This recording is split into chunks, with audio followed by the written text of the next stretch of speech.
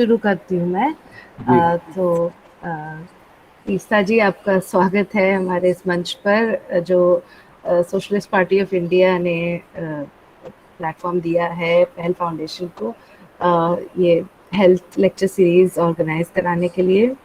और मैं तीस्ता जी के परिचय में कहना चाहूँगी कि ये बहुत ही जानी मानी सिविल राइट एक्टिविस्ट हैं और जर्नलिस्ट हैं, और citizens for justice and peace के सेक्रेटरी भी हैं, जिन्होंने गुजरात राइट्स के ऊपर काफ़ी काम किया है, और पिछले साल और उससे पहले असम में एनआरसी के मुद्दों पर भी काफ़ी काम किया है। और मैं चाहूँगी कि वो अलग से इसके बारे में भी हमें बाद में बताएं, पर आज का विषय है हेल्थ केयर ह्यूमन राइट, या मान एक स्वास्थ्य जो है एक हमारा मानवीय अधिकार है, और किस तरीके से हम इसे जागरूक होकर मांग सकते हैं अपनी सरकार से। तो ज़्यादा वक्त न लेते हुए तीस्ता जी, मैं आपको कहूँगी या शुरू बहुत बहुत करूँ। शुक्रिया, बहुत बहुत शुक्रिया, आपने मुझे ये प्लेटफॉर्म पे बुलाया पीलू जी। और ये मुझे खुशी हो रही है कि सोशलिस्ट पार्टी ऑफ इंडिया इस तरह के मुद्दों को लेकर चर्चाएं चला रही है, क्योंकि ये अहम मुद्दे हैं। अ, सबसे पहले मैं ये कहना चाहूंगी कि कोविड महामारी को लेकर जिस तरह की बातें हमारे समाज और हमारे समाज और राजनीति में जो उभर के आई है, गए साल की बात अगर हम कर रहे हैं, 2020 का जो लॉकडाउन के बाद जो मुद्दे आए थे, और महामारी का पहला वेव और अभी दूसरा वेव जो अभी भी एक तरह से चल ही रहा है, तो एक तो हमें समझना जरूरी है, आप लोग तो समझ ही गए होंगे कि जो हमारे समाज में गैर बराबरी और दूरियां मौजूद हैं नॉर्मल टाइम में, महामारी न होते हुए, उसी को लेकर महामारी ने बहुत ज्यादा इसको मतलब उभर के लाया। मतलब हमारे सामने अगर हम देखना चाहे, इंट्रोस्पेक्ट करना चाहे, तो हमें पता चलेगा कि ग्रामीण और शहरी विभागों में क्या फर्क है, कुछ क्षेत्रों और दूसरे क्षेत्रों में क्यों इतना अंतर है, कुछ राज्यों और दूसरे राज्यों में क्यों इतना अंतर है आर्थिक और सामाजिक रूप से। ये सब सवाल जो बहुत गहरे सवाल है, ये महामारी ने उनको उभर के पलट के हमारे सामने रखा है। जहां तक स्वास्थ्य का मामला है, जिसके ऊपर हम आज बात करेंगे, मैं मानती हूँ कि एक ट्रेडिशनल, एक पारंपरिक ऐसे, जब मैं मानवाधिकार की मूवमेंट के बारे में बात करूं जिसका मैं हिस्सा हूँ, एक ह्यूमन राइट्स के बारे में जब हम बात करते हैं तो ज्यादातर सिविल और पॉलिटिकल राइट्स की बात होती है, कि मतलब जो और होनी भी चाहिए, कि जैसे कि अत्याचारों के खिलाफ, पुलिस के खिलाफ, व्यवस्था के खिलाफ, कानून व्यवस्था के खिलाफ, सरकारों के खिलाफ आवाज उठाना, और गैर बराबरी के खिलाफ।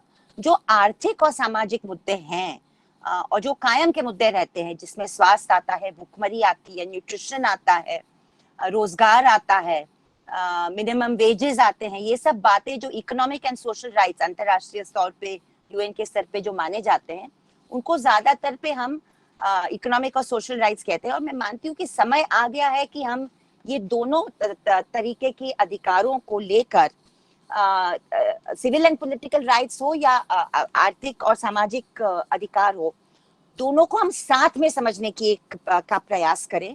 क्योंकि अगर हम हमारे समाज को हम गहराई से समझते हैं, उन तबकों के साथ काम करते हैं जो वंचित हैं अधिकारों से, दोनों तरीके से अधिकारों से ज्यादा विक्टिम है, तो इसमें एक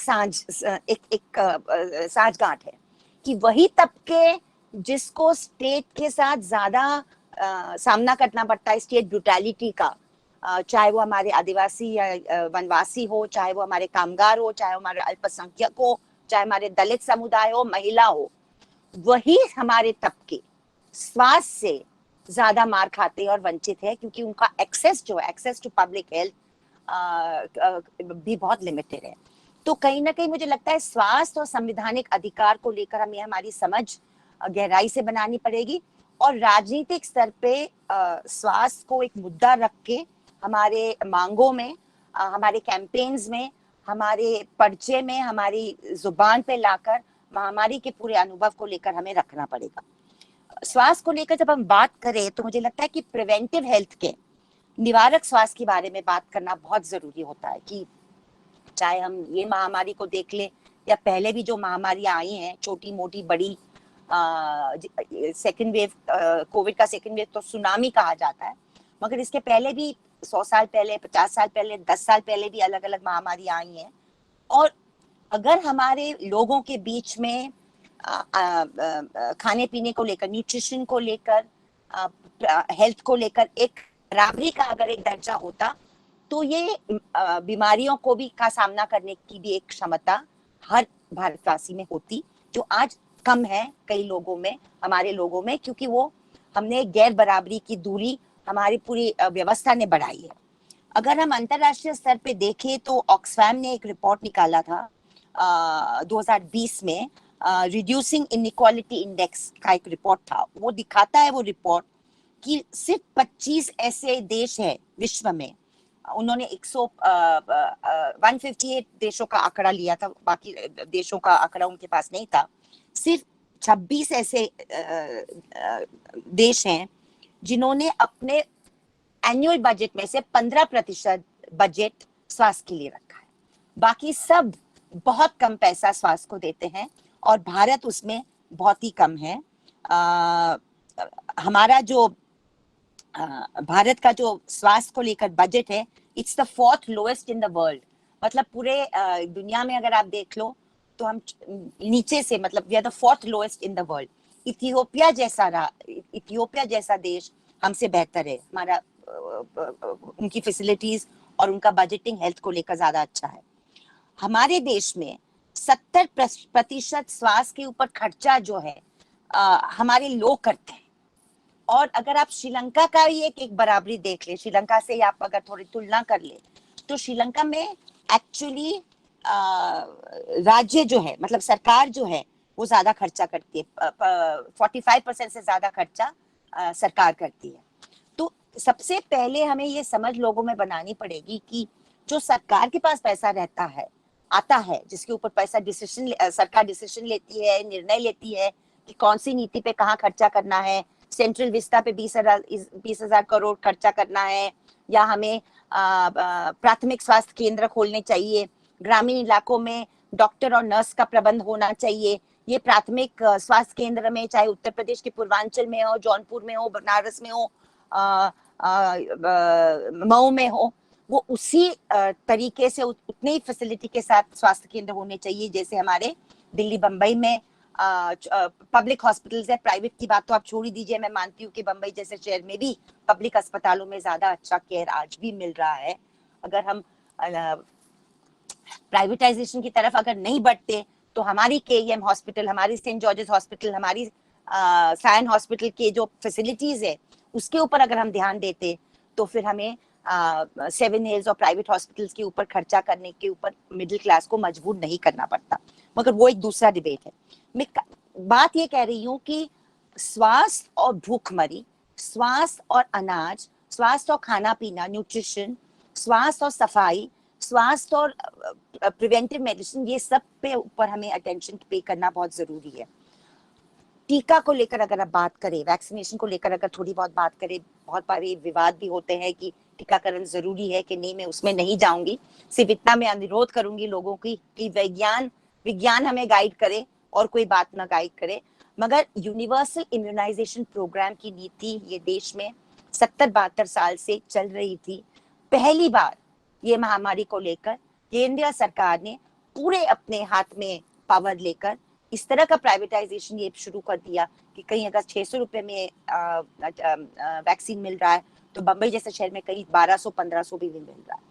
तो एक पब्लिक हेल्थ ऑफिशियल्स ने एक स्टडी की थी अलग अलग जिलों की 1 महीने पहले, और उन्होंने देखा कि आज हमारे ग्रामीण इलाकों में जो परिवार है, जिस तरह की महंगाई बढ़ गई है, नौकरियां कम हो गई है वगैरह वगैरह, उनको जो खर्चा करने की जो क्षमता है हर महीना, उसे 1600 रुपए की है।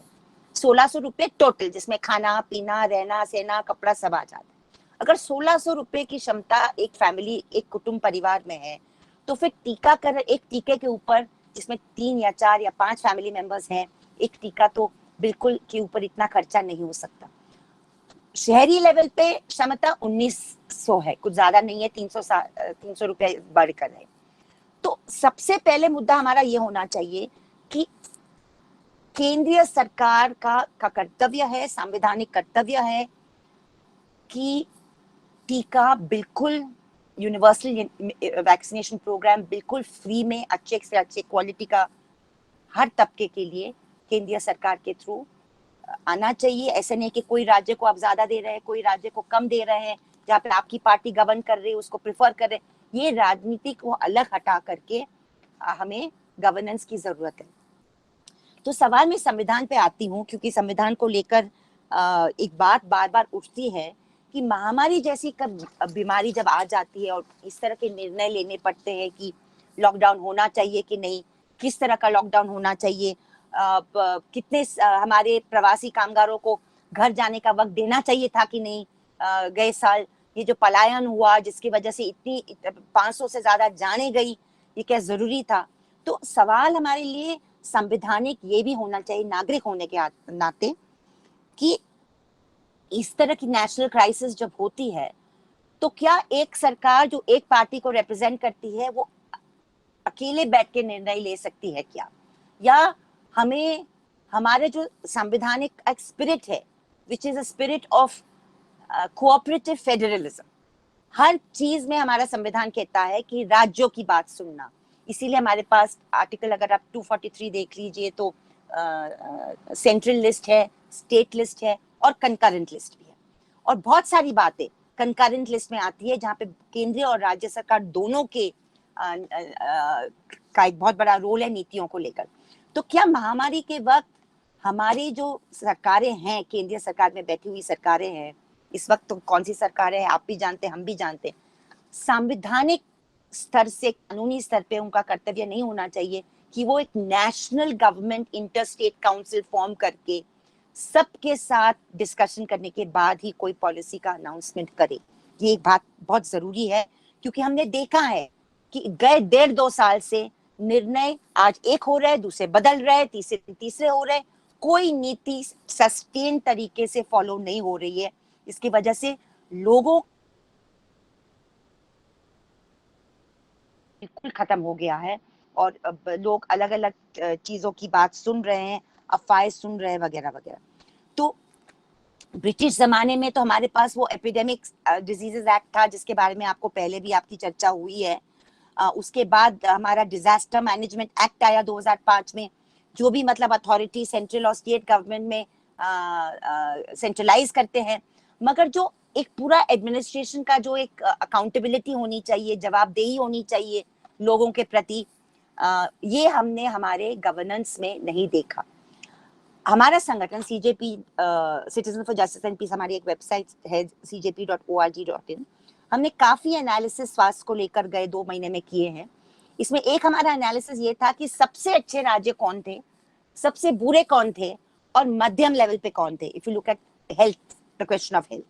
तो हमने ये देखा कि केरल, तमिलनाडु और उड़ीसा सबसे अच्छे राज्य में आते हैं। अगर आप 3-4 मुद्दे अगर आप पकड़ ले तो जो वर्ल्ड हेल्थ ऑर्गेनाइजेशन ने पकड़े हैं, प्राथमिक स्वास्थ्य केंद्र कितने होते हैं वो राज्य में, वो प्राथमिक स्वास्थ्य केंद्र में डॉक्टर और नर्सेस कितने होते हैं, प्राथमिक हेल्थ सेंटर और पॉपुलेशन, आबादी के बीच में क्या रेशियो है वो पकड़ते हुए, पब्लिक हॉस्पिटल्स और बेड्स का रेशियो पकड़ते हुए, किस तरह के दवाइयाँ आपको फ्री में मिलती हैं वो राज्यों में और किस तरह की दवाइयों में आपको खर्चा करना पड़ता है, और किस तरह की फैसिलिटीज आपके पब्लिक हॉस्पिटल्स में शामिल है और लोगों के लिए एक्सेसिबल है।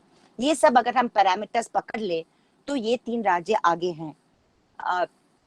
केरल में भी आपने देखा, तमिलनाडु में भी हम देख रहे हैं कि केसेस नहीं हुए ऐसा नहीं है, केसेस वहां हुए, काफी केसेस हुए, मगर सरकार का रिस्पॉन्स और रिलेशनशिप, एक जो संबंध सरकार का अपने लोगों के प्रति है, और वो कारण भी है केरल में क्योंकि कई सालों से वहां पे पीपल साइंस मूवमेंट चला, पीपल्स लाइब्रेरी मूवमेंट चला, वहां पे लेफ्ट पार्टियां सरकारों में रही है।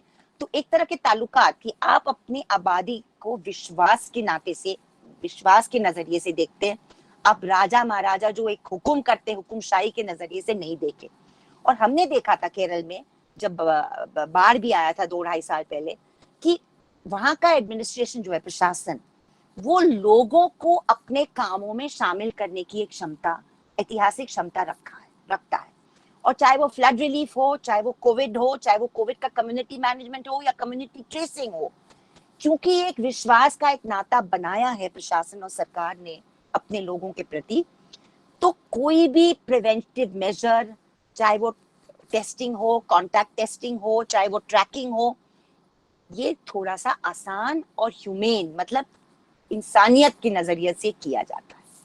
बाकी आप अगर वर्स्ट स्टेट्स में आप आ जाए तो हमारा उत्तर प्रदेश है, हमारा बिहार है, बाकी भी राज्य है जो काफी, मतलब ये प्राथमिक स्वास्थ्य को लेकर और बाकी पूरे बिंदु को लेकर काफी पीछे है।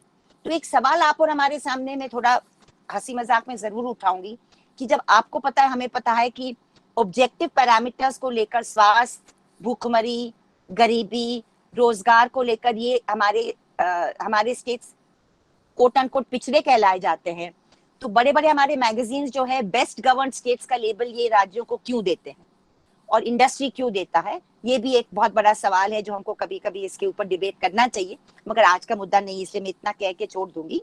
मगर कुछ एक साल पहले, महामारी के एक साल पहले ही, एक नेशनल मैगजीन ने उत्तर प्रदेश को बेस्ट गवर्न स्टेट का एक दर्जा दिया था, वहां के मुख्यमंत्री को बेस्ट सीएम का भी एक लेबल दिया था, जैसे गुजरात को दिया गया था 14-15 साल पहले। तो खैर ये भी एक पॉलिटिक्स हमें समझना जरूरी है। मगर coming back to the constitution and coming back to the disaster management act, हमें थोड़ा समझना पड़ेगा कि स्वास्थ्य को, मैं बार बार कह रही हूँ, स्वास्थ्य को केंद्रीय और राज्य सरकारों को साथ में देख के हमें तुलना करनी पड़ेगी और उनके सामने सवाल करने पड़ेंगे कि आप बजट कितना रखते हो केंद्रीय सरकार लेवल पे, राज्य सरकार लेवल पे, आप खर्चा कहाँ पे करते हो, आप प्राइमरी हेल्थ और प्रिवेंटिव हेल्थ पे खर्चा कर रहे हो या दूसरे मुद्दे पे कर रहे हो, पंचायत लेवल पे, जिला परिषद लेवल पे काउंसलर्स को, एमएलए को, आमदार को सवाल करने का अधिकार आप देते हो या नहीं देते हो कि हमारे क्षेत्र में प्राइमरी स्वास्थ्य केंद्र कितने हैं, क्यों नहीं है, क्वालिटीज क्या है, वगैरह वगैरह। ये सब सवाल हमारे सामने है। एक एंट्री नंबर 29 है हमारी कंकरेंट लिस्ट में, जिसमें मैंने आपको संवैधानिक लेवल पे कहा, वो कंकरेंट लिस्ट में एंट्री 29 कहती है कि इंटरस्टेट इन्फेक्शियस और contagious diseases affecting man, animal और प्लांट्स, अगर ऐसी कभी कोई महामारी आती है, जैसे कोविड महामारी आई है, तो दोनों केंद्रीय और राज्य दोनों ने अपने नीतियां को फॉलो करना चाहिए कंसल्टेशन में। तो सबसे पहला मुद्दा हम ये समझे कि ये केंद्रीय सरकार ने एंट्री 19 और हमारे संविधान का पूरा धज्जियां उठाई। They have completely function anti constitutionally by concentrating power in their hands. Now what is right to health under the constitution? ये भी थोड़ा हमें समझना बहुत जरूरी है। Right to life under the constitution, article 21 जो हमारा है, has been interpreted, judicially interpreted, बार बार हमारे सुप्रीम कोर्ट जजमेंट्स वगैरह कहते हैं कि the right to health is a part and parcel of the right to live with dignity and the right to life. जो हमारा संविधान का पार्ट 4 है, directive principles of state policy, जिसके ऊपर हम थोड़ा कम अटेंशन पे करते हैं, वहां पे पब्लिक हेल्थ आर्टिकल 39(1) में आता है, वहां पे डायरेक्टली कहता है कि directs the state to secure the health of workers, article 40 directs the state to ensure just and humane conditions of work and maternity leave. Article 47 casts a duty upon the state to raise the nutrition levels and standard of living of people and to improve public health. Article 47 तो कहता है कि the duty to raise the level of nutrition and the standard of living of its people is the express duty of the state. And सवाल ये है कि directive principles are not justiciable in court, fundamental rights are. मगर अगर आप fundamental rights chapter भी constitution का देख ले और उसके बाद अगर आप बंधुआ मुक्ति मोर्चा का केस जो स्वामी अग्निवेश जी ने लड़ा था, जो भी हमारे साथी थे, उन्होंने एक केस और ये जजमेंट 1997 में पाया था, तो पहली बार ये इंटरप्रिटेशन सुप्रीम कोर्ट ने दिया था कि the right to public health is an integral part of the right to life. उसके बाद आपका state of Punjab versus Mohinder Singh का जजमेंट था कि health services must be provided by the state, it's an obligation by the state. Unfortunately ऐसे में आपको 5-10 और जजमेंट भी पढ़ा सकती हूँ जिसमें बार बार कहा गया है कि संवैधानिक रूप से कर्तव्य बनता है सरकारों का, केंद्रीय और राज्यों का, कि वो हमारी जान को भी प्रोटेक्ट करके रखे और साथ साथ स्वास्थ्य को भी। मगर ये कितना हुआ है और कितना नहीं हुआ है, उत्तर प्रदेश जैसे राज्य में जहाँ पे हम लोगों ने अप्रैल मई महीने में इस कदर का मतलब कत्लेआम देखा, जहाँ पे हमारे चाहे कानपुर हो, चाहे जौनपुर हो, चाहे बनारस हो, चाहे मऊ हो, वहां पे बहुत बुरा हाल था, लाशें, स्टोरीज पढ़ना बड़ा मुश्किल था। हमने ये सब देखा है, पाया है। तो इसीलिए हमें लगता है और इसीलिए मुझे बहुत खुशी है कि एसपीआई ने ये बात उठाई है कि कहीं ना कहीं हमें आज एक public health campaign, health is a human right, स्वास्थ्य एक मानव अधिकार है, स्वास्थ्य एक संवैधानिक अधिकार है, ऐसे लेकर हमें एक कैंपेन चलाना पड़ेगा। और ये कैंपेन के क्या बिंदु होंगे, मुझे लगता है अनुभव को लेते हुए हम ये बिंदु को कैंपेन का बनाएंगे तो बहुत ज्यादा एक मजबूत कैंपेन हमारा बन सकता है। हमारे सामने, हमारे संगठन के सामने आपको पता ही होगा कि डॉक्टर मुनीसा खान हमारी पूर्वांचल में पूरा काम मेडिकल रिलीफ लेकर कर रही है दिन रात। कम से कम हमारे 10,000, 12,000, 15,000 से ऊपर मेडिकल किट्स, मोहल्ला किट्स डिस्ट्रीब्यूट हो चुके हैं और जानकारी वगैरह हो रही है। अनुभव लेके अगर हम हमारी आगे के कदम उठाए एक कैंपेन बनाने के, तो मुझे लगता है कि काफी इफेक्टिव हो सकता है। जो मुद्दे हमारे दिमाग में अभी तक आए, उत्तर प्रदेश और महाराष्ट्र और असम, ये 3 राज्यों को जो हमारा अनुभव रहा है, और थोड़ा बहुत बंगाल का, क्योंकि बंगाल में भी हमारे एक साथी ऑर्गेनाइजेशन है बांग्ला संस्कृति मंच, जिसके साथ हम काम करते हैं। असम में हमारी खुद की वॉलंटियर टीम है जो नागरिकता को लेकर आज भी बहुत एक्टिव है। गए 3 महीने से वो सिर्फ स्वास्थ्य को लेकर काम कर रही है। तो असम, महाराष्ट्र, उत्तर प्रदेश और बंगाल को लेकर अगर हम कुछ अनुभव के आधार पे कुछ कैंपेन के बिंदु अगर हम उठाते हैं, तो मुझे लगता है कि साथ में मिलकर एक बहुत बढ़िया कैंपेन हमारा हो सकता है। एक बहुत राजनीतिक सवाल उत्तर प्रदेश के सामने ये है कि पंचायत और बाकी इलेक्शन में जबरदस्ती हमारे टीचर्स को पार्टिसिपेट करने का के जो आदेश दिए गए थे सरकार के जरिए, और वो आदेश धमकी के आधार पे दिए गए थे कि अगर आप नहीं अपनी ड्यूटी का पालन करेंगे तो फिर आपके खिलाफ एफआईआर होगा वगैरह वगैरह, उसको लेकर सबको पता है कि 1600 से ऊपर जाने गई हैं जो हमारे शिक्षकों की, जो शिक्षक के काम करते हैं। अगर हम हमारे आशा वर्कर्स का हाल देखें, अगर हम हमारी सफाई कर्मचारियों की बारे में बात करें, नर्सेज, डॉक्टर्स के बारे में बात करें, तो ये सब तबके हैं जिन्होंने डायरेक्टली अपने जीवन में ये महामारी को झेला है, रिस्क भी झेला है और स्वास्थ्य को भी गंवाया है। तो क्या हम ऐसे छोटे छोटे मोटे संगठन जो ये अलग अलग तबकों को रिप्रेजेंट करते हैं, उनके साथ बातचीत रख के हम हमारा कैंपेन मजबूत बना सकते हैं क्या? ये मेरा सवाल।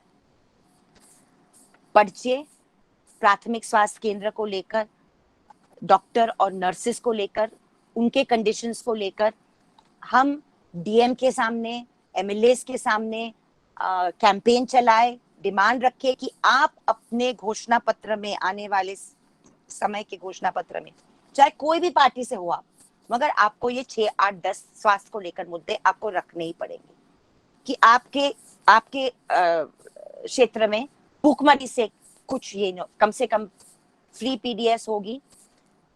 ये सब लिस्ट के जो मेडिसिन है, दवाइयां हैं, वो फ्री में होनी चाहिए। ये फैसिलिटीज को लेकर स्वास्थ्य में होनी चाहिए। Actually a people's manifesto on health and nutrition करके क्या हम ये कैंपेन चला सकते हैं क्या? मौका बड़ा अच्छा है चलाने के लिए। जिस तरह लोगों ने एक तरह से समझा है कि लोगों की जान जो गई है वो सिर्फ कोरोना और कोविड की वजह से नहीं गई है, मगर स्वास्थ्य को एक मानवाधिकार नहीं होने की वजह से गई है। कि मुझे हार्ट की बीमारी हो या मुझे दूसरी कोई बीमारी हो तो मुझे अस्पताल का बेड नहीं मिल सकता, मुझे ऑक्सीजन नहीं मिल सकता, मुझे नॉर्मल हेल्थ केयर नहीं मिल सकती, तो हो सकता है इसकी वजह से हमारी जानें गई हो। तो लोगों में ये भावना है, गुस्सा है, कॉन्शियसनेस इस वक्त है, इसको हम किस तरह क्रिएटिवली मोड़े और उसको एक कैंपेन का शेप दे जो स्टेटिस्टिकल साइंटिफिक लेवल का कैंपेन हो, जिसमें एग्जैजरेशन, अफवाहें, व्हाट्सएप यूनिवर्सिटी जैसे कामें न हो, क्योंकि हम उसमें हमारे पास जब फैक्ट्स है हमारे साइड पे, तो we don't need to have exaggeration. हमें जब हमारा अनसर्टेनिटी है तो हम अनसर्टेनिटी कहें, मगर जब हमें पता है कि ये आंकड़े हैं हमारे, तो हम आंकड़े का इस्तेमाल करें। और जो तबका अफेक्टेड हुआ है, सबसे ज्यादा अफेक्टेड हुआ है, चाहे वो महिला हो, दलित हो, शिक्षक हो, सफाई कर्मचारी हो, आशा वर्कर हो, ये तबकों को हम कैंपेन के फेस बनाए या कैंपेन के एम्बेसडर बनाए, तो मुझे लगता है कि आज भी उत्तर प्रदेश जैसे राज्य में, जहाँ पे इस तरह के मुद्दे रखना मुश्किल होता है, इसलिए मैं आप सबको सलाम करती हूँ, एसपीआई को, कि आप डिफिकल्ट मुद्दे ही, जो मतलब नॉर्मल मुद्दे नहीं होते, वही मुद्दे आप लोगों के सामने लाने की कोशिश करते हैं। तो मेरा ये सुझाव है कि क्या हम ये to convert this opportunity into a creative campaign, health as human rights, health as constitutional rights, health for all, health for rural India, अलग अलग हम बैनर्स और अलग अलग हम हेडिंग्स दे सकते हैं। कोई अकेला संगठन ये काम नहीं कर सकता। मतलब अगर मेरे 30-35 साल का हमारा अगर अनुभव है, तो मुझे ये है कि अगर हमें हमारे जो काम को एम्पलीफाई करना है, तो हमें अलायंस बनाने पड़ेंगे। हो सकते हर ग्रुप हर मुद्दे पे हमारे साथ न आए, तो जो मुद्दे पे साथ में आए उनको हम साथ में ले, बाकी मुद्दे पे हम दूसरे ग्रुप को ले।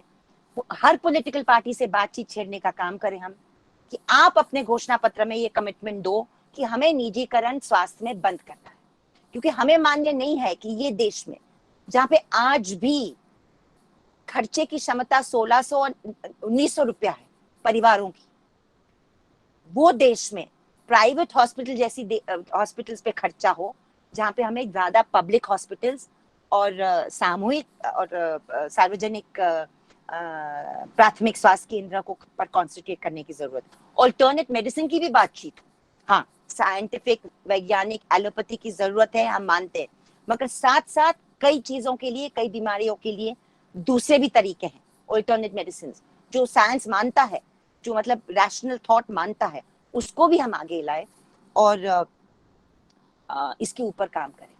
आखिर में मुझे यही कहना है कि ये महामारी ने गए साल तो कुछ चंद दिनों के लिए हमारे शहरी मध्यम वर्गीय को शर्मिंदा किया था, जब उन्होंने टीवी और फोटोज पे इस तरह का पलायन देखा, जो बंटवारे विभाजन के बाद शायद कभी नजर में नहीं आया था। बंटवारा विभाजन भी हमने सिर्फ फोटोज में देखा, ब्लैक एंड व्हाइट फोटोज में देखा था, मंटो जी की कहानियों में, किशन चंद्र की कहानियों में पढ़ा था, कोई कोई ऐसे फिल्म्स डिवीजन की फिल्मों में देखा था, मगर चंद दिनों में प्रवासी कामगारों का के क्या अधिकार होने चाहिए। आज भी हमारे कितने कामगार ऐसे हैं जो असंगठित कामगार हैं। हमारे असंगठित प्रवास unorganised workforce compare to organised workforce 90% है। हमारा ऑर्गेनाइज वर्कफोर्स और अनऑर्गेनाइज वर्कफोर्स का के ताल्लुकात और रिश्ते क्या है, बड़े बड़े हमारे यूनियंस और असंगठित कामगारों के संगठन के बीच में किस तरह की बातचीत चलती है।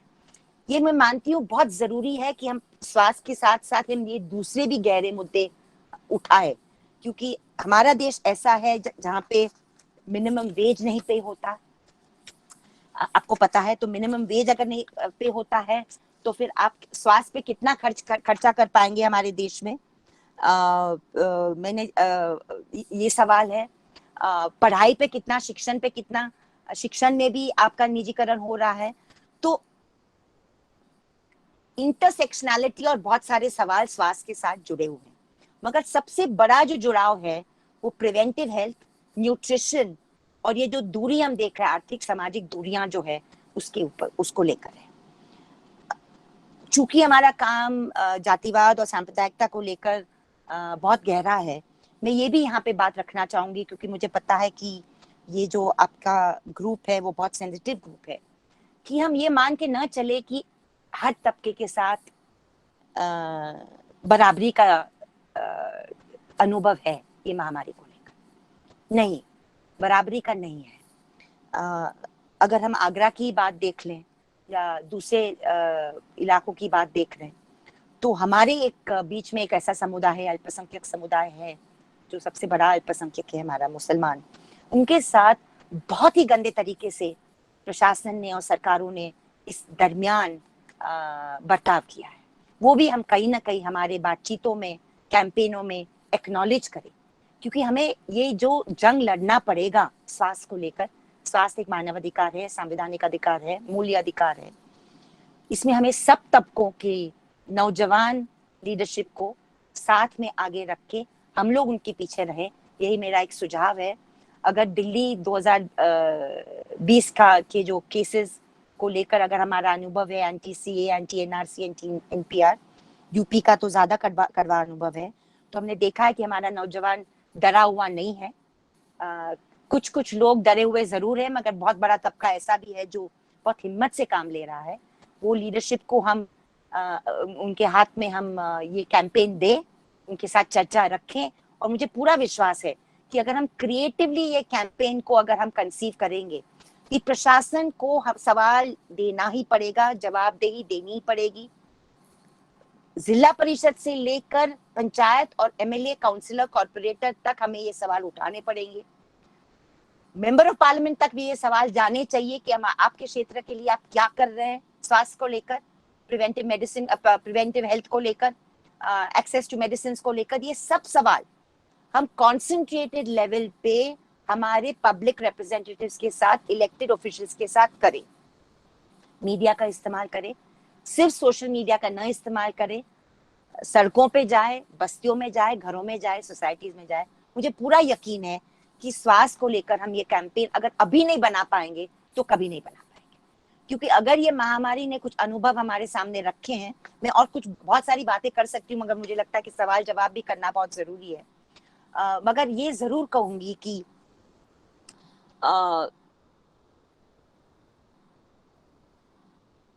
गए साल जब महामारी क्या एक की लाट आई थी, तो ज्यादातर हमने, हमारे संगठन ने ज्यादा भूखमरी को लेकर काम किया। मतलब कि जो प्रवासी कामगार अटक गया है, जो अर्बन पुअर के लोग हैं, हमारे बड़े बंबई तो बहुत बड़ा है, एमएमआर रीजन करके, तो कम से कम वो परिवारों को 6-8 महीने तक मंथली राशन पहुंचाना 1 लाख परिवारों के लिए हमने किया। बहुत मुश्किल काम था, आसान काम नहीं था, मगर एक अच्छा अनुभव था, क्योंकि हमारे सारे टीम मेंबर्स ने वो एक एक परिवार से ताल्लुकात रखे। जब वो गांव भी पहुंचे, उनके साथ संपर्क रखना, उनके शिक्षण के बारे में, उनकी स्थिति के बारे में। उसके बाद हमने सीजेपी फेलोशिप शुरू की। छोटा मोटा ये है कि अलग अलग तबकों के ऐसे लोग को फेलोशिप दिया जाए हर महीने का, ताकि वो अपने सस्टेनेबल सॉल्यूशंस को ढूंढे।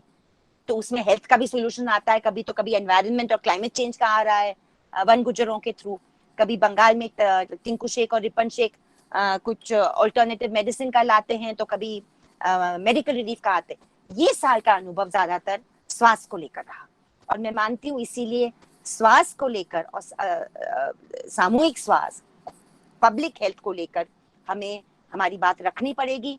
एक संवैधानिक अधिकार है, बजट को लेकर, फैसिलिटीज को लेकर, और एक समझ को लेकर कि क्या हमें अगर एक हेल्दी सोसाइटी हमें चाहिए, और हमें हेल्थ को लेकर एक बराबरी का अधिकार सबको देना है, तो हमें उसको काम से भी जोड़ना पड़ेगा कि हर काम और हर लोकेशन पे क्या ऑक्यूपेशनल हेल्थ के सवाल उठाए जाते हैं नहीं कामगारों के साथ, या कामगारों को आप इस तरह का काम में डाल रहे हो, कंस्ट्रक्शन में, माइंस में, इस तरह में कि वहां पे स्वास्थ्य का कोई सवाल ही नहीं है। डोमेस्टिक वर्कर को मध्यम वर्गीय और उप मध्यम वर्गीय कैसा ट्रीट कर रहा है, कितने घंटों काम करवा, ये सब चीजें इंटरलिंक्ड है। कड़वे सवाल है, कठिन सवाल है, मगर मुझे लगता है कि क्रिएटिवली अगर हम ये उठाएंगे तो ये एक समय है जिसमें हर तबका ये क्राइसिस को झेल रहा है।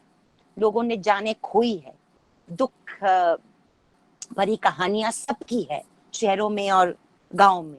और अगर इस वक्त हम सामाजिक और राजनीतिक संगठन इसका कैंपेन के रूप में हम नहीं बदल पाएंगे, तो शायद ऐसा मौका हमारी जिंदगियों में नहीं आएगा। ये समझ के मैं मेरी बात खत्म करूंगी। बहुत बहुत शुक्रिया।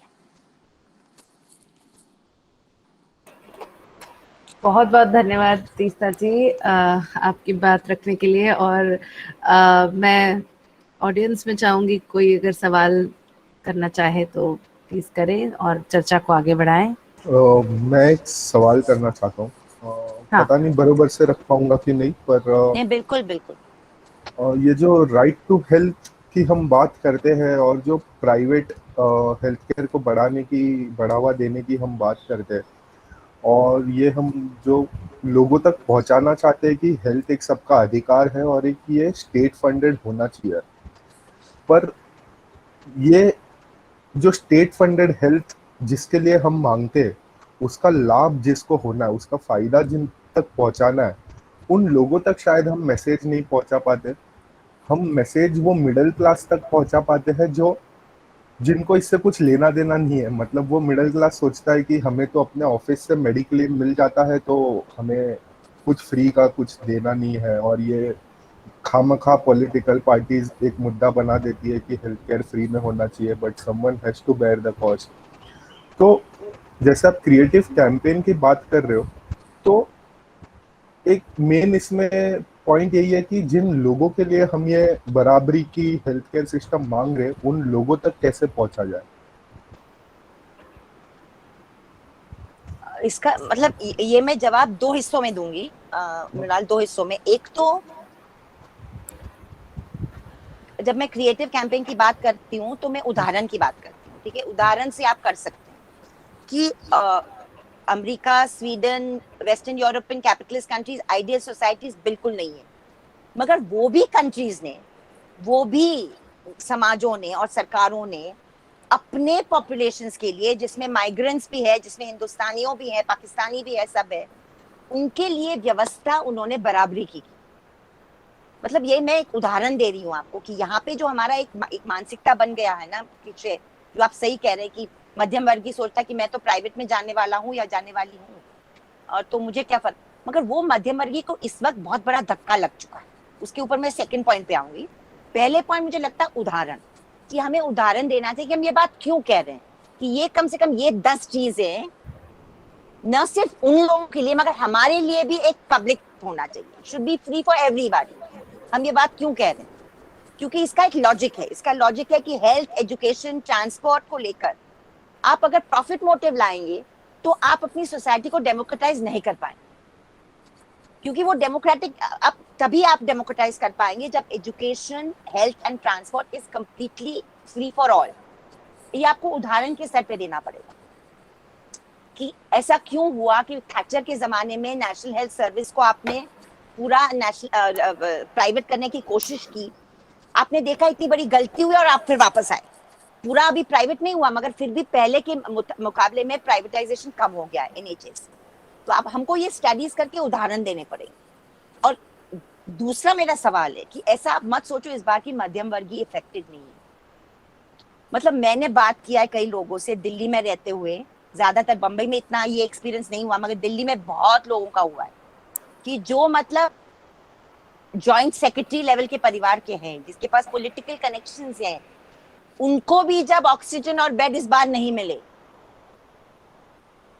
जब मैं मौका का फायदा उठाने की बात कर रही हूँ ना, आई मीन नॉट एज गीदड़, बट आई एम सेइंग कि हमें ये बात करनी पड़ेगी कि क्यों ऐसा होता है कि एंटिसिपेशन, प्लानिंग, ये सब चीजें नहीं होती, क्योंकि कुछ सकारात्मक कोई बातें किसी से नहीं हुई, आपने एक्सपर्ट्स को नहीं रखा, आपने पब्लिक हेल्थ ऑफिशियल से बात नहीं की, आपने राज्य सरकारों से बात नहीं रखी, आप बस एक दिन दूसरे दिन निर्णय बदलते गए।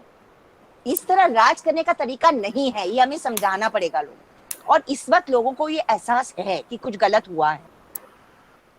अगर राजधानी में, दिल्ली जैसे राजधानी में अगर 1 मील लॉन्ग की मतलब लाशें पड़ी रहती है, ये सिर्फ कानपुर और जौनपुर में नहीं हुआ है, वहां पे भी स्मशान घाटों में कुछ लोगों को क्रिया करने का कोई जगह नहीं थी। तो लोगों ने ये सब सहा है, ये मध्यम वर्गीय ने, जिसको हम otherwise we call it not so मतलब इनको इतना सोशल कॉन्शियस नहीं होते हुए इस वक्त वो हिले हुए हैं। नौकरियां को लेकर भी कह रहा है सीआई कि 124 करोड़ लोगों की नौकरियां गई है। वो सिर्फ गरीबों की तो थी नहीं, कामगार को तो पकड़ा नहीं जाता वो आंकड़ों में। तो आपकी मध्यम वर्ग में भी बहुत बड़ी नौकरियां गई है, तो वो भी मेडिक्लेम कहां से भरेंगे फिर। तो I am saying we have to creatively think. मतलब हो सकता है और भी चीजें हो, मगर मुझे ये दो बातें आई। बहुत सही बातें उठाई हैं आपने, बिल्कुल तीस्ता जी, कि मुझे यही लगता है जैसे मृणाल भी कह रहे हैं, और यही समराइज करने का भी एक तरीका मैं सोच रही हूँ कि आपने जैसे कहा क्रिएटिव कैंपेन सिर्फ सोशल मीडिया, हमें ऑनलाइन मीडिया जाना है, हमें घर घर जाना है, यूथ को जोड़ना है, तो उसमें सब तबके के लोग शामिल हो ही जाएंगे। और मुझे तो ये लगता है, जैसे मैं खुद अपने मतलब पिछले सेशंस में ये जब कह रही थी कि हमारी ना उम्मीदें ही कम है ना अपनी सरकार से, तो वो पहले तो जो सबसे निचला तबका है उनमें उम्मीद जगाना है कि हाँ हमें कुछ मांगना है अपनी सरकार से। वो हमारा माई बाप है, अगर हम उसे वोट दे रहे हैं तो हमें सिर्फ 5 साल में एक बार वोट करना हमारा कर्तव्य नहीं है, हमें उनसे कुछ अधिकार अपने मांगने हैं, सर्विसेज मांगने हैं। तो ये तो सबसे नीचे वाले तबके से हमें मांगना है। और फिर मिडिल क्लास को ये जगाना है कि आप सिर्फ आप ही नहीं हो जो टैक्स भर रहे हो। हमें टैक्स के वो दिखाया जाता है ना कि मैं टैक्स भर रहा हूँ तो मैं क्यों इसका ख्याल रखूं, ये एकदम बहुत ही कॉमन नैरेटिव होता है। तो हमें उनका ध्यान आकर्षित शायद इस पे करना पड़ेगा कि आप सिर्फ इनकम टैक्स है जो अलग से भर रहे हो, बाकी तो मतलब टैक्स, सेल्स टैक्स, जीएसटी तो हर कोई, हर इंसान भर रहा है। एक माचिस की तीली भी कोई खरीदता है, गरीब से गरीब इंसान, तो वो भी भर रहा है। तो उसका भी उतना ही हक है जो पब्लिक सर्विसेज, पब्लिक गुड्स जिसको हम कहते हैं, और जो भी डायरेक्टिव प्रिंसिपल्स में कहा गया है, तो ये स्टेट की ड्यूटी है। तो मेरे ख्याल से ये हर लेवल पे शायद ये कैंपेन हो तो बहुत ही अच्छा और रहेगा। और हाँ, आप हमें गाइड कीजिए कि कैसे नहीं, हम इसे एक चलाएं। बात और मुझे कहना है जो मैं नहीं कह पाई, मेरा रह गया था। मुझे मैंने लास्ट टाइम में जब इस पे बात कर रही थी तो मैंने काफी इस पे जोर दिया था।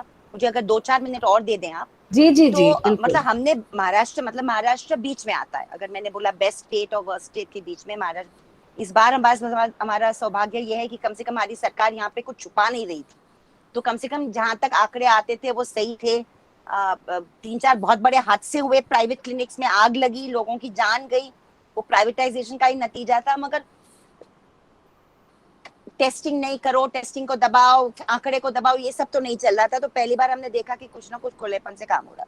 फिर वो अलग बात है, महाराष्ट्र जैसे राज्य में जो अपने आप को पुरोगामी राज्य कहता है, ज्योतिबा फुले, अम्बेडकर, पंडित रमाबाई का नाम हम लेते हैं, बड़े गर्व से लेते हैं। यहाँ के जेलों का हालत क्या है? अब मैं जेलों और स्वास्थ्य की बात करना चाह रही हूँ, जेलों का स्वास्थ्य की इतनी शर्मनाक बात है, इतनी शर्मनाक बात है कि हमारा आर्थर रोड है बंबई में, तलोजा है, तलोजा के बारे में हम ज्यादा कर रहे हैं क्योंकि हमारे भीमा कोरेगांव को लेकर हमारे साथी वहां पे। मगर कोई येरवड़ा जेल कर लो, नासिक जेल पकड़ लो, महाराष्ट्र में हमें स्वास्थ्य को लेकर वहां पे हमारे जो लोग अंदर हैं, हम समाज उनको किस तरह देख रहा भाई। मतलब ज्यादातर 73% तो अंडर ट्रायल है। मतलब ये हम कह भी नहीं सकते कि उन्होंने कुछ जुल्म किया। जुल्म अगर कोर्ट कहता भी आपने किया वो सही है, हम नहीं मानते, मगर फिर भी मैं कहती हूँ अंडर ट्रायल का मतलब ये है कि ट्रायल भी खत्म नहीं हुई। और आप स्वास्थ्य को लेकर जो प्रिजन्स में, जेल्स में मॉनिटरिंग होना चाहिए, कंडीशंस को लेकर, महामारी का तो खतरनाक है ही हर्षा, मगर बाकी भी जो मैं अकाउंट सुनती हूँ, ये जेलों में जो लोग रह के आते हैं कोई भी वजह से, इतना खतरनाक कंडीशन है वहां पे, क्योंकि वहां पे मॉनिटरिंग, इंडिपेंडेंट मॉनिटरिंग नहीं हो रहा है। तो कहा गया है ना कि एक समाज का जो एक हाल है वो अपना जेल दिखाता है कि आपका समाज किस, how healthy is your society depends on the condition of your jails. And that is what we need to understand. मध्यम वर्गीय को हम कैसे समझाएं कि आपको कहीं ना कहीं इसकी जिम्मेदारी लेनी पड़ेगी कि जब तक आप वहां पे एक सिविलाइज तरीके से रहने का इंतजाम न करो, क्योंकि we believe in reformative justice, we believe कि भाई अगर किसी ने किया भी है, 10% लोगों ने बहुत गलत काम, 15-20% लोगों ने किया भी है, तो हम मानते हैं कि वो सुधर सकता है क्योंकि वो इंसान है। We don't look at it as vindictive vengeful justice. ये हमारा मतलब हमारे फाउंडेशनल प्रिंसिपल्स है ये कॉन्स्टिट्यूशन के, हमारे सोसाइटी के नहीं है। हमारे सोसाइटी के फाउंडेशनल प्रिंसिपल्स बदले पे है अनफॉर्चुनेट। तो ये एक टकराव है जिसको हमें सुधारना पड़ेगा, क्योंकि ये कल्चर की बात है। कल ही हमारी बात हो रही थी कस्टोडियल टॉर्चर पे, तो ये भी बात है ना कि ये मध्यम वर्ग चाहता है कि भाई अंदर करो, मारो पीटो, तो हमको सच्चाई हमको पता चलेगा। फिल्मों में भी ये बात दिखाते हैं, तो कहीं ना कहीं हमें ये कल्चर की बात भी करनी पड़ेगी कि हम ये जो स्वास्थ्य की बात कर रहे हैं, वो चाहे यहाँ हो, वहां हो, जंगल में हो, गांव में हो, शहर में हो, बिल्डिंग में हो या कच्चे घर में हो, सबके लिए एक तरह का डिग्निफाइड हेल्थ, पब्लिक हेल्थ हमारा अधिकार है सबके लिए। बेसिक लेवल तो सबके लिए जरूरी है। ये वापस एक भावना, एक जमाने में भावना थी भाई, जब हमारे राष्ट्रीय आंदोलन लड़ा गया था तो ये बातें आती थी, उसके बाद भी आई है, मगर कहीं ना कहीं अभी ये जो कंज्यूमरिज्म, नियो लिबरलिज्म को लेकर ये जो एक पूरा मुहिम के बस प्राइवेट मतलब अच्छा और प्राइवेट मतलब हम, बाकी लोग को जो ना अफोर्ड करते वो हमारे है ही नहीं, वो तो दूसरे लोग हो गए। तो ये सब जो एक पूरी मानसिकता बन गई है कंज्यूमरिज्म को लेकर, नियो लिबरलिज्म को लेकर, फिर उसमें आप सांप्रदायिकता भी जोड़ लो, उसमें आप कास्टिज्म तो था ही पहले से, पेट्रियार्की भी है, मतलब ये सब चीजें आप साथ में देखेंगे तो बहुत खतरनाक इसका एक नजरिया आ जाता है। तो हमको बातचीत में तो ये सब बातों की झलक देनी पड़ेगी। जी बिल्कुल। कोई और सवाल हो किसी का, या कुछ और चर्चा का कोई पॉइंट छेड़ना चाहें तो प्लीज अपना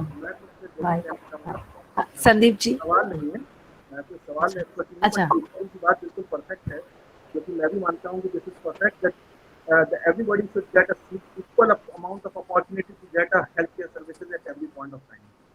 Even we as a doctors, we are working as doctors, we all know that there are some certain principles of primary healthcare which also suggest the same thing to society, that we should go and have an equitable distribution of services to everyone. Even intersectoral coordination is required, multi-sectoral participation is required, appropriate technologies are required, focus on prevention are required. These are different principles which were raised 1975 when the PhD has been started, way beyond that. But these things, what ma'am has said, is actually the things have been, we can say, the people won't understand it, they are not following it, these things are not in a practice. Definitely everybody should be aware about the same, that we as a society, we are living in a part where we have to be a part of it, we have to contribute into it, and we will definitely get an equal opportunity to serve the society. That is what the intentions are. So definitely it is completely true. Thank you so much, ma'am, for the knowledge, what you have shared, what things you have told me on this day. Thank you. You'll remember sir, 2004 में, you'll remember, just if you remember 2004 या 5 में, संदीप जी आपको याद होगा, जब Arjun Singh HRD minister थे, उन्होंने एक बात रखी, हाँ एक बात रखी कि मेडिकल स्टूडेंट्स को अपने एजुकेशन में 1 साल बढ़ा करके ग्रामीण इलाकों में जाना। और कितना बवाल, कितना बवाल, कितना बवाल, वो पूरा शहरी मध्यम वर्गीय ने बवाल कर करके, जैसे मंडल के खिलाफ किया था, उसने पीछे हटवाया।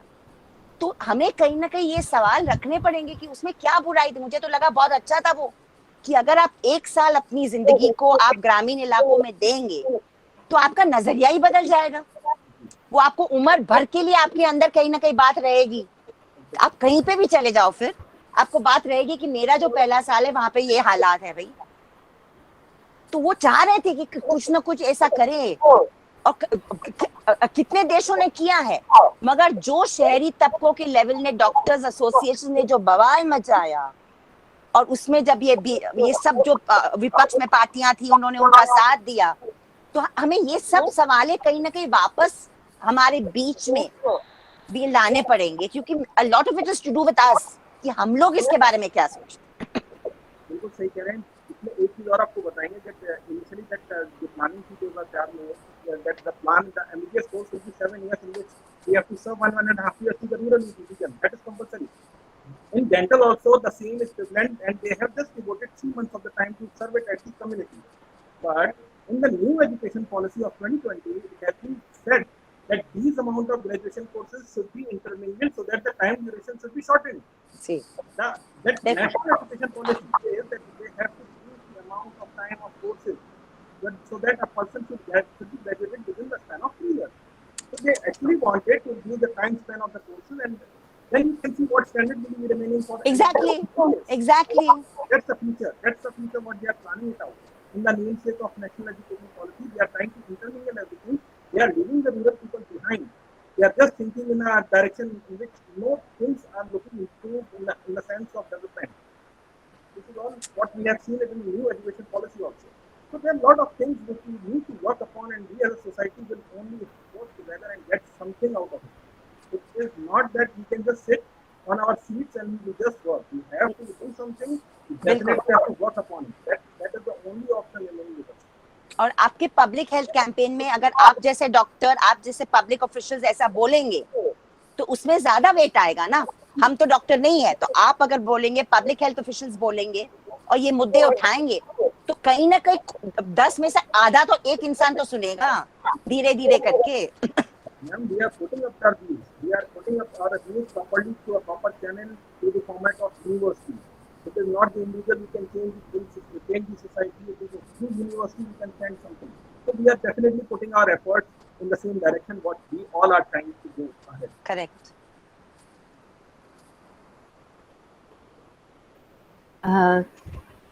संदीप जी आप कुछ? हाँ, मैं ये कहना चाह रहा था कि एक जो बहुत महत्वपूर्ण बिंदु तीस्ता जी उठा रही हैं वो है जो हमारे वैसे तो अर्थव्यवस्था के हर एक क्षेत्र का निजीकरण हो रहा है धीरे धीरे, लेकिन स्वास्थ्य के क्षेत्र का जो निजीकरण हो रहा था इस कोविड महामारी में ये साफ हो गया कि निजी क्षेत्र कोविड जैसी कोई महामारी का सामना नहीं कर सका। पहले जो पहली वेव आई थी उसमें तो सारे निजी अस्पताल बंद थे, सिर्फ सरकारी ही अस्पताल में लोग जा पा रहे थे और सरकार को भी निजी अस्पतालों का इंफ्रास्ट्रक्चर कई जगह टेक ओवर करना पड़ा, उनके जो बेड्स थे और बाकी चीज़ें, और डॉक्टर्स को भी। तो हम लोग का ये कहना है कि भाई अब तो ये बात साफ हो जानी चाहिए कि निजी क्षेत्र से आप लोगों की ज़रूरतों को पूरा नहीं कर सकते हैं। सिर्फ जो हमारा पब्लिक हेल्थ केयर सिस्टम है वही सक्षम है इस तरह की महामारी को हैंडल कर पाने के लिए। और मैं इसमें जोड़ना ये चाह रहा था कि उत्तर प्रदेश में 2 हाई कोर्ट के आदेश हैं जो हमारे काम आ सकते हैं, जिनको लेके हम अपने कैंपेन को आगे बढ़ा सकते हैं।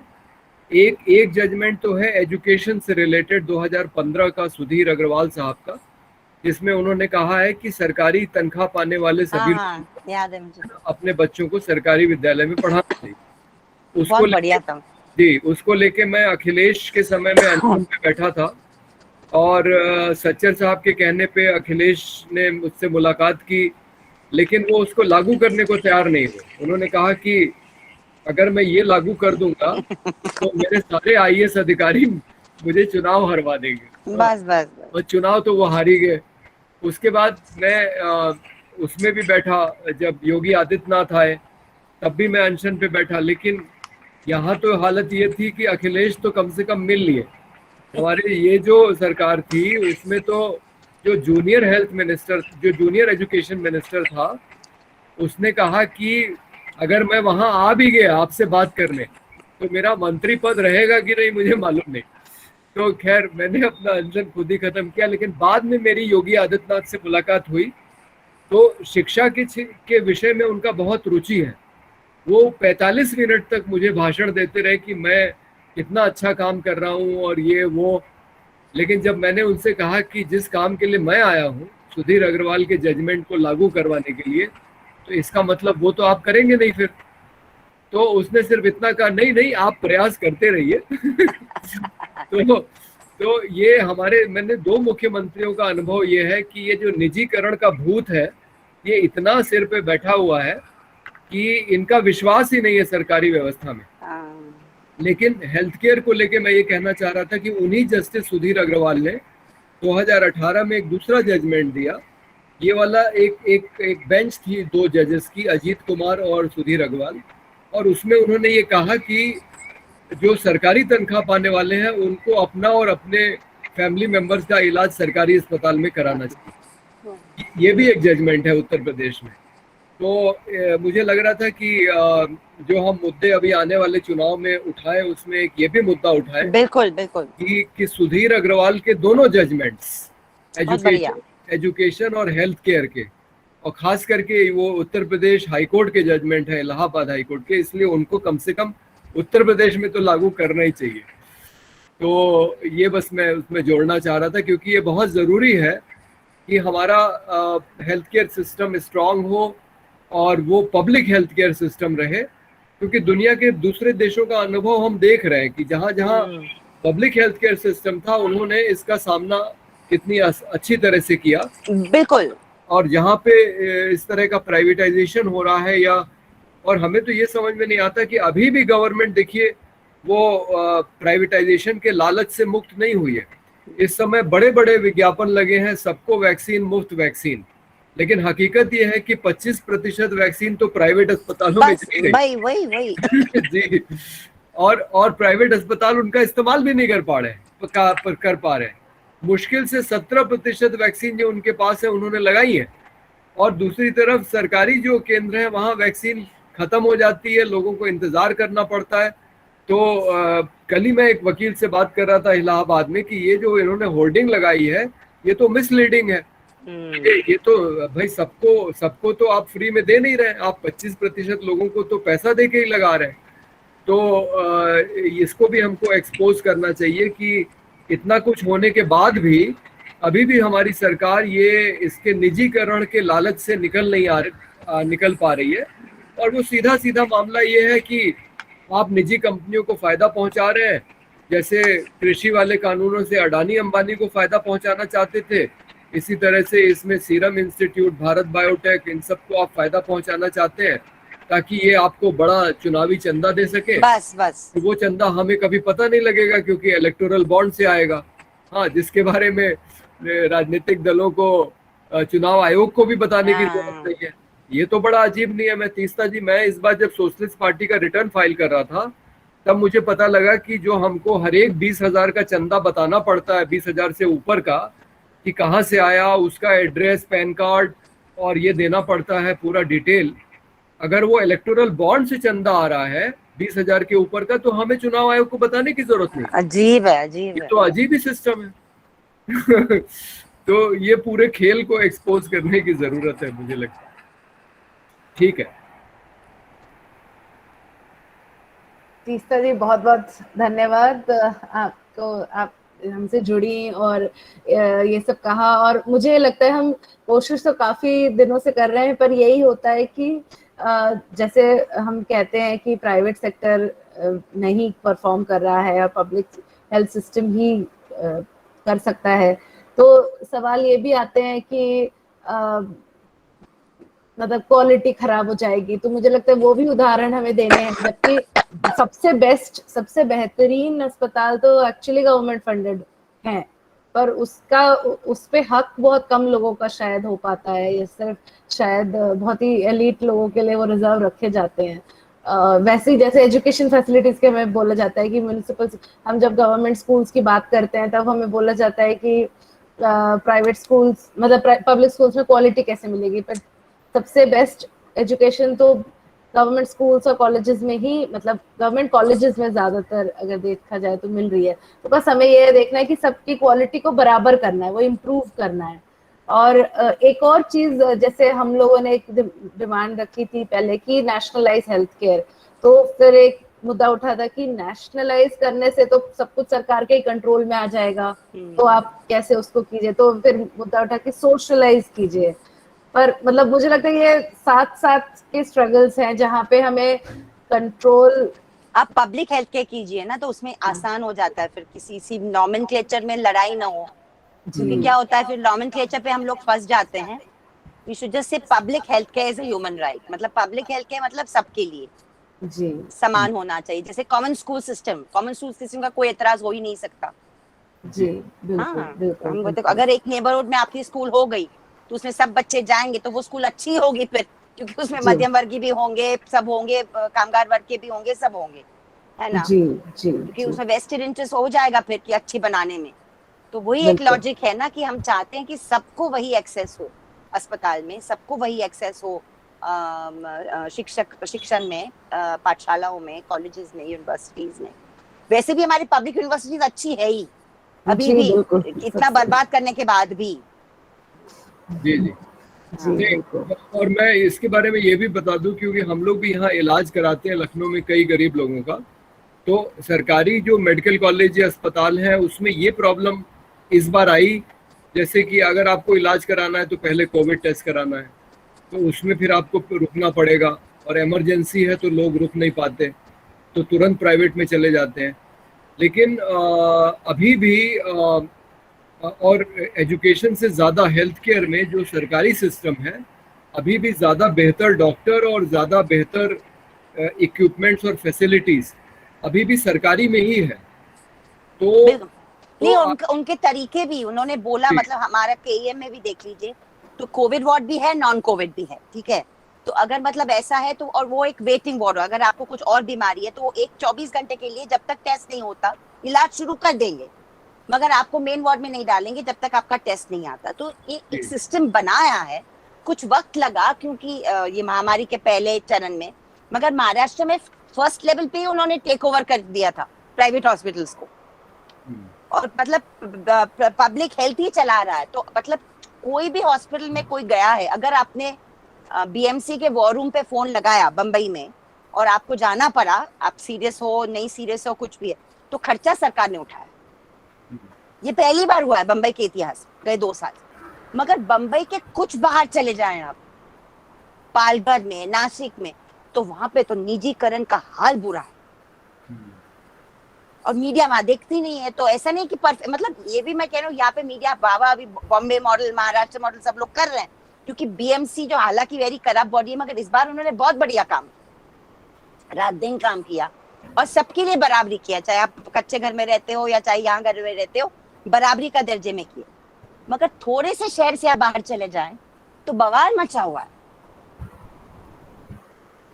मतलब ऐसा नहीं कि अस्पताल नहीं है, मगर खर्चे, इतना पैसा लगा रहे लोग, इतनी बिल है लोगों के हाथ में, ये सब चीज। जी बिल्कुल, ये तो हमने खुद ही देखा कि कभी रेमडेसिविर के लिए भाग रहे हैं, कभी एम्फोटेरिसिन के लिए और भाग रहे हैं, कभी सिलेंडर के लिए। इंफॉर्मेशन भी बराबर नहीं है, तो लोग डेस्परेशन में कुछ भी कर रहे हैं, और फिर कालाबाजारी हो रही है, 25-25 हजार में मिले, तो ये सब तो है ही। और एक सवाल और आता है, लोग जो ये पूछते हैं, और इस पे मतलब बहुत ही स्वीपिंग सॉल्यूशंस सजेस्ट किए गए हैं कि भाई अब पब्लिक हेल्थ करना है तो इसके लिए पैसा कहाँ से लाए। सरकार तो हमेशा एक हाथ खड़े कर देती कि हमारे पास तो पैसे ही नहीं है। तो मतलब जैसे काफी संस्थाओं ने ये सुझाव दिया है कि आप कोरोना टैक्स लगाइए सुपर रिच फैमिलीज के ऊपर, या सुपर रिच कॉर्पोरेशंस के ऊपर, या फिर आप जो टैक्स सब्सिडीज या लोन्स वगैरह वेवर्स जो दे देते हैं अमीर से अमीर लोगों को, कंपनीज को, वो हटा दीजिए, या इस टाइप की चीजें कीजिए। तो आपका क्या इसमें सुझाव या? नहीं देखो, इसमें हमें मतलब ऑफ द कफ तो मैं नहीं बोल सकती, क्योंकि उसमें पब्लिक हेल्थ, फाइनेंस, इकोनॉमिक्स सबको साथ में लेकर हमें बैठना पड़ेगा। मगर ये ऐसा हो ही नहीं सकता कि सरकार के पास एक तरह के खर्चे के लिए बहुत सारे पैसे हो और दूसरी तरह के खर्चे के लिए नहीं हो।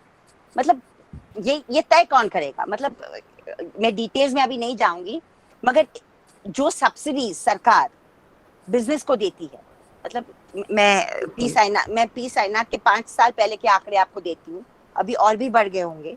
उन्होंने पूरा बजट स्टडी करके बताया है कि पूरे इंडस्ट्री को आप हर तरीके से सब्सिडी दे रहे, जेवर खरीदने के भी 5 लाख करोड़। मैं अभी 10 साल पहले के आंकड़े दे रही हूँ, अभी तो शायद उससे 15 बहुत गुने। तो ये रैशनलाइज, ये एक सोचने का तरीका हो गया ना हमारा, कि अगर इस तरह की आपको इंडस्ट्री चाहिए इसलिए आप सब्सिडी दे रहे हैं, ये उनका लॉजिक है कि आप इंडस्ट्री ला रहे, वो लोग बिजनेस ला रहे, नौकरियां दे रहे। मगर किसी को तो कॉस्ट बेनिफिट एनालिसिस करने दो ना, कि कितना पब्लिक का पैसा जा रहा है उसमें, वो सब्सिडी में, और कितने नौकरियां आ रही है।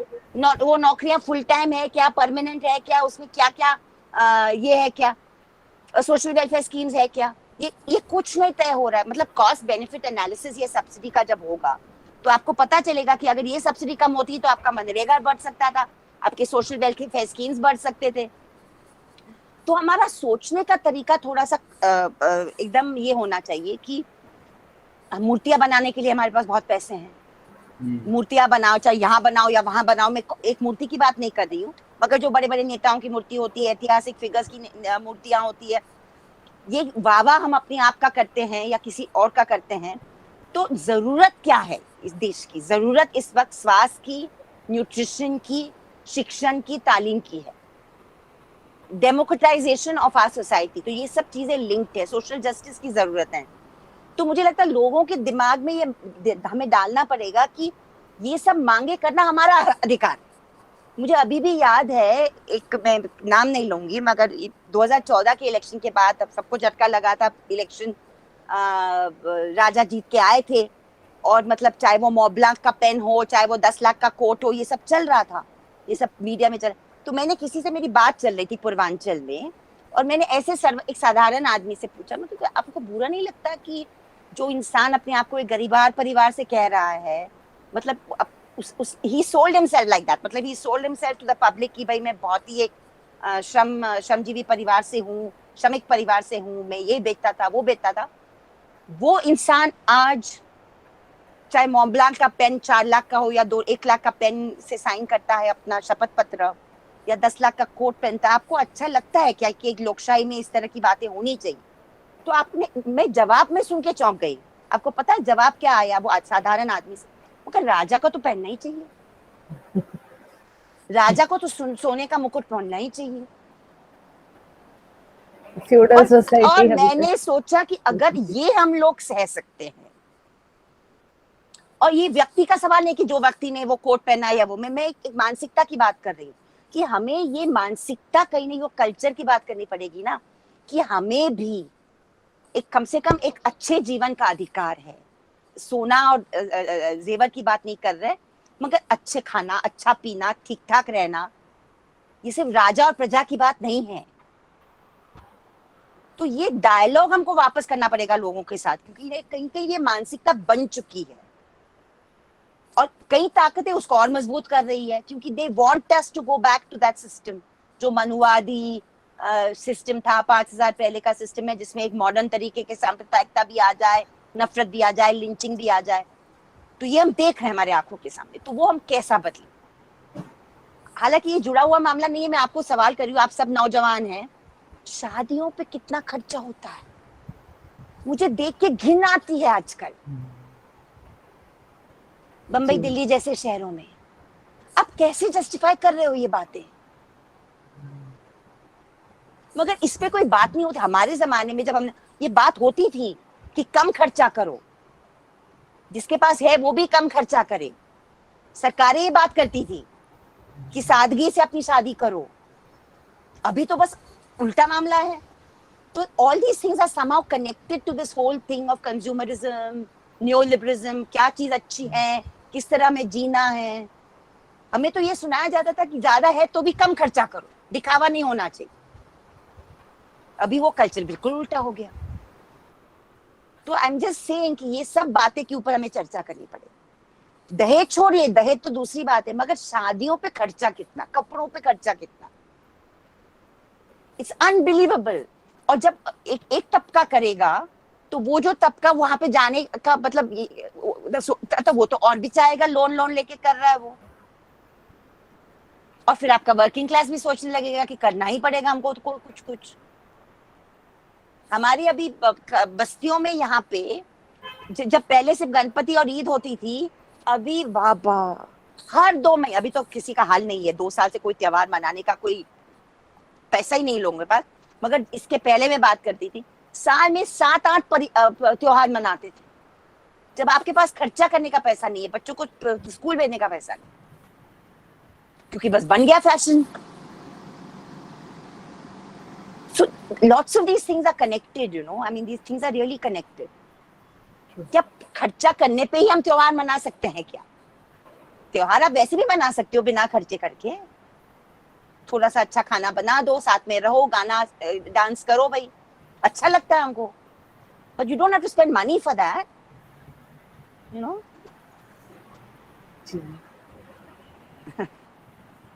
जी बहुत अच्छा लगा आपकी बातें सुन के, और आपने बहुत ही इम्पोर्टेंट पॉइंट्स रखे हमारे साथ, और इनफैक्ट हम आपसे आगे भी जुड़े रहेंगे कैंपेन। हाँ, एक बार नागरिकता के ऊपर रखिए संजीव कुमार। आसाम में बहुत बढ़िया काम हो रहा है हमारी टीम का, तो नागरिकता को लेकर एक बार आप अपने ग्रुप के साथ रखिए बातचीत। हाँ जी, हम रख लेंगे बिल्कुल।